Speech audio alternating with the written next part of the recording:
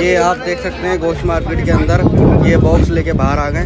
ये जो है धांधली चल रही है, ये आप देख लें जी। बिल्कुल ये बिल्कुल धांधली हो रही है। ये बॉक्स लेके बाहर आ गए, ये आप देख लें, ये आप देख लें। ये MQM पाकिस्तान और पीपल्स पार्टी की तरफ से धांधली की जा रही है।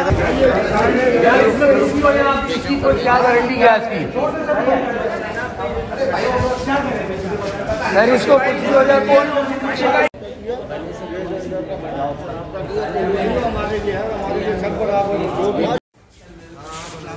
ये गोश्त मार्केट पे देखें, ये धांधली चल रही है। ये एक ऑफिसर जो है वो बॉक्स लेके अभी बाहर आ गए थे और अभी ये लेके गए सारे